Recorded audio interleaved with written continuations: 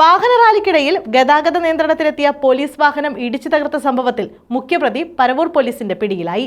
പരവൂർ കോങ്ങാൽ സ്വദേശി നസറുദ്ദീൻ മൂസയാണ് പിടിയിലായത്.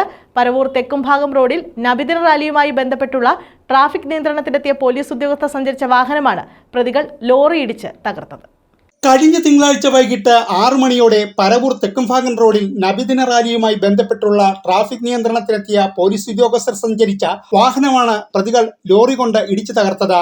പോലീസ് ഉദ്യോഗസ്ഥർ റോഡിലെ വാഹനങ്ങൾ നിയന്ത്രിച്ചതിൽ പ്രകോപിതരായാണ് പ്രതികൾ റാലിക്കെത്തിയ ലോറി ഉപയോഗിച്ച് പോലീസ് വാഹനം ഇടിച്ചു തകർത്തത്. സംഭവശേഷം ഒളിവിൽ പോയ പ്രതികളിൽ ലോറി ഓടിച്ചിരുന്ന ഡ്രൈവറെ പോലീസ് നേരത്തെ പിടികൂടിയിരുന്നു. ജില്ലാ പോലീസ് മേധാവിയുടെ നിർദ്ദേശാനുസരണം ചാത്തന്നൂർ ACP ഗോപകുമാറിന്റെ മേൽനോട്ടത്തിൽ പരവൂർ ഇൻസ്പെക്ടർ ദീപുവിന്റെ നേതൃത്വത്തിൽ SI-മാരായ വിജയകുമാർ, ബിജു, പ്രകാശ്, ACPO മനോജ്, പ്രേംലാൽ, CPO അജീഷ് എന്നിവരടങ്ങിയ പോലീസ് സംഘമാണ് നസറുദ്ദീൻ മൂസയെ പിടികൂടിയത്. News bureau, Kottiyam.